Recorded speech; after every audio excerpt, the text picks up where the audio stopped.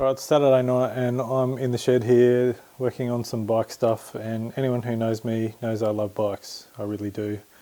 And this is what I call shed therapy. It's been a bit of a stressful day, but things could be much worse. There's a lot of crap going on in the world right now, and as you've seen in the last few videos, I am quite the optimist and try and stay positive about a lot of things, even when things are going crap. So what I'm doing right now is I am messing around with the bike that's under the camera right now, and I've just pulled this out, which is a dummy engine. It's a 98 bottom end with some, I think, 95 head that I found. And it's literally a dummy engine because it's got spun bearings and there's no gearbox left in it. It's just literally a sit in the bike and make things fit engine. So hence the dummy part.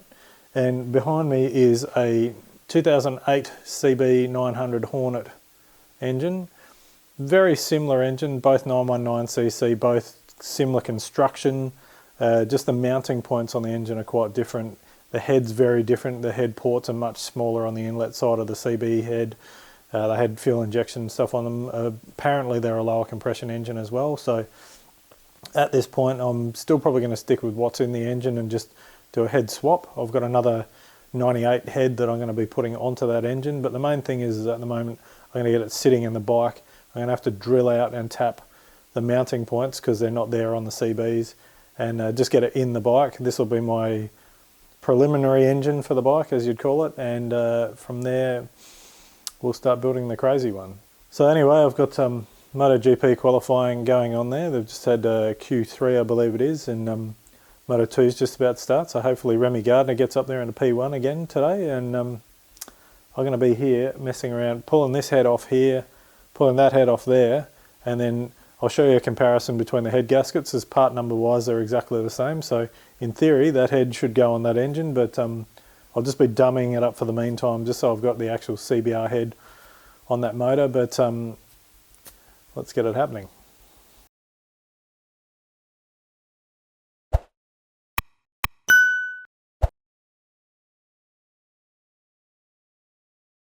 Okay, I've got both the heads off, and quick, if you notice the quality's just changed a bit on the camera here, it's because I've just switched to the GoPro because it's much easier to hold than the big camera. So I'm just going to show you what's going on here. I have the heads off both engines. So this is the 919 CBR engine, this is the 919 Hornet engine, and as you can tell they look pretty similar. And when I say similar, they're pretty much the same there. The heads here, these are all wrapped up and stuff like that, and there's two things here. Honda, I wish when you'd done the Hornet you'd just put the same size ports in as the Fireblade, because you went and did cool stuff like putting cam angle sensors in, which for doing fuel injection and turbos and stuff like that make life a million times easier when it comes to tuning. But anyway, you didn't, so you suck. What I'm going to show you here though is this is the rubber manifold, and this is a new one, hence the fact that it's squishy like that. That goes onto the head here on the CBR900, and see that's about the size there. I can measure it in a second, and then on the Hornet, as you can see, the ports are way smaller. So, right, so if we measure this with the old school ruler here, outside of the port is, if you can see in the reflection there, about 38 mil. And then in the CBR one, if we can get a ruler in on the right angle, looking around 43 mil. So there's a good 5 mil difference in it. So in the old school carburetor torque, that's a fair bit different port wise, and even looking down in the ports there, they're much bigger ports than the CBR900. So the CB was more of a commuter bike. So anyway, but the important part is that this bit here, the head gasket, I'm just going to lay it down over here, and then the head gasket from the CBR, oh, look at that, same. So what I plan to do is my CB head gasket, this can go back on here. Let's just make sure we've got them. See, they've got these two holes here as well, which go on the dowels on the block, which is a very smart idea because it holds the head gasket in place, and it's also easier when you just drop the head on, it just sits there without having to screw any bolts in it. But yeah, so that is the plan from here. And what I'm going to do as well is I'm going to just quickly pause for a second. I'm going to bring the pistons to top dead center. and have a look and see what the difference is there too. I mean, this is a pretty crude way of looking at it, but you can kind of see that the pistons, I don't have my verniers on me right now, but the piston's probably about 1 mil from the top there. One of these two's got a dud bearing in it, but it's about 1 mil there, and on this one probably double that, so it is lower in compression. The pistons look very similar. The one important thing I need to do before I actually go ahead with this is make sure that the fly cuts and the pistons are the same, because if they're not, and I put a CBR head onto the CB900, they could end up in tears pretty quickly. So I need to check them, check valve sizes, and make sure things aren't going to go crazy. By the looks of things, the cam profiles are pretty similar too, so I think I should be alright. For now though, I'm literally just going to be putting that head on there just as a dummy fit to sit this engine in the bike, and then this one can just go under the bench for later for when I need bits. So it's head on time.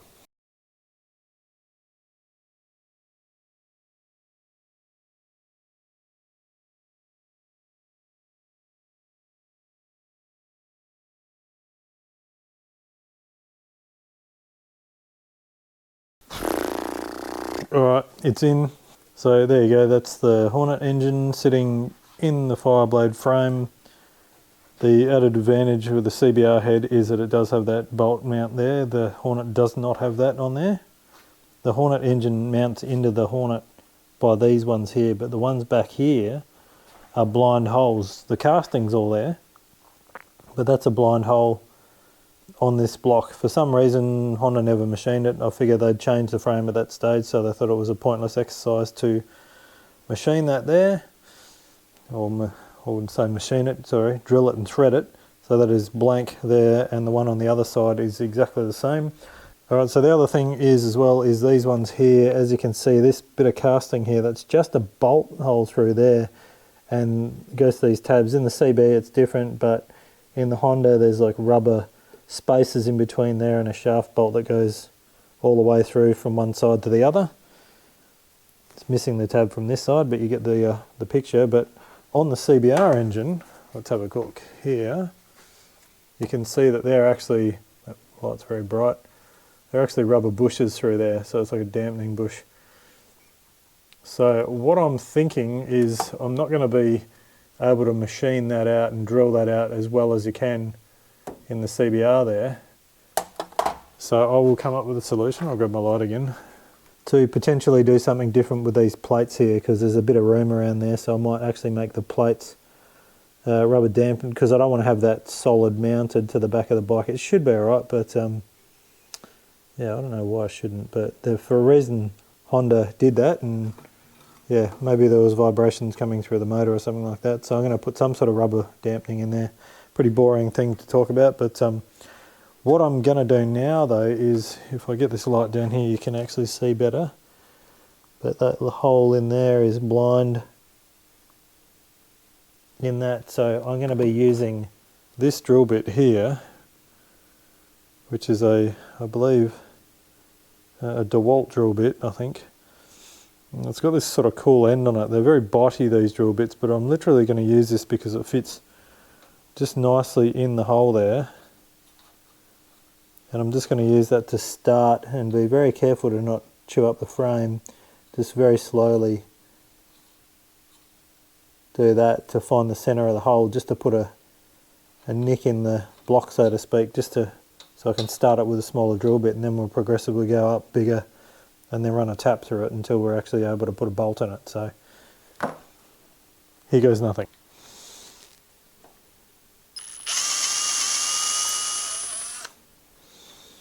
Alrighty. Right, so I've got a small hole drilled through there, nice and central in that hole there. I managed to do it without chopping up the frame, which is beautiful. Now, the bolt for that is a M10 by 1.25, and I know that because it is M10 and it is not a 1mm thread, and also I can check it by using an M10 by 1.25 die nut. I'm going to go here and get my trusty M10 by 1.25 tap. Now the thing is, I'm not just going to send it straight in there. I know for a fact that doing my interweb research that a M10 by 1.25 tap requires an 8.9mm hole before you tap it. So that way it leaves just enough meat so that it isn't impossible to get the tap in, but then it's able to get through and leave all the thread that's needed to be there. So I'm going to grab a set of verniers and go through my assortment of shitty old drills and find an 8.9mm drill, or maybe a 9 worst case scenario, but I'm pretty sure I should have the right one, and then drill a hole in it and then send the tap through. Joy. Alright, beautiful.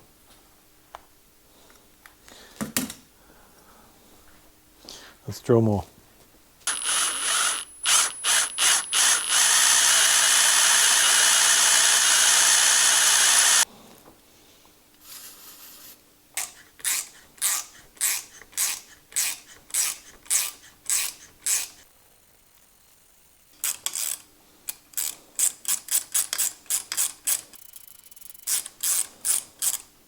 Alright, there's my bolt. Doing this one-handed is very awkward.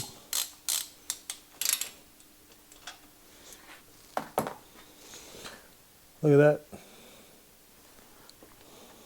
Like I bought one. Now I'm going to do the other side, which is also lined up. Same deal. Beautiful.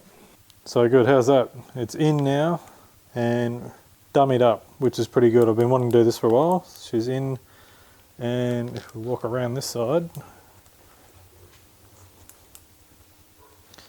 both bolts are in. Those ones, everything's all nice and snug. You can tell the dimensions are all the same because of the fact that on that side in the CBRs they actually run a spacer in there, so it's easier for manufacturing to get the engine in. But we're all good now. She's sitting in there and we're on the right track. So anyway, not the most exciting update, but I'm pretty happy because I've been wanting to do this for a while, just sort of prove a point that the CB engine will take a CBR head, and then just with a bit of drilling to get some engine mounts and that happening, it bolts into the bike. So got it bolted in now. Other thing I've been working on too is I have some of these, which is the old Erion racing mufflers. These ones have all been sort of smashed up a bit, some accident damage, but the best bit is that the end caps and everything are still pretty good. Now I do have the original Erion tags here. Unfortunately, this is probably the best one. It's in pretty good condition, but I am, out of 100% respect to Kevin Erion and the guys from back then, I am getting some replicas of these made. Not to sell or anything like that, but just for my own purpose, just so I can get the bike happening. So I've actually managed to flatten one out so we can scan it and get it laser engraved. And then the other thing is I've got some, thanks to the guys at J&T down Wollongong way, I've got some brand new aluminium pipes. So all cut to the exact same length, exact same diameter, wall thickness, everything like that. So basically just going to be doing some resto exhaust pipes. Just one for this and one for the other CBR, because I want to put one on that, and maybe even one on the track bike as well, just because I think they're a super cool muffler. But enough from me for this time. I'm going to go in and get some dinner because it's getting late and it's bloody cold out here. So see you in the next one.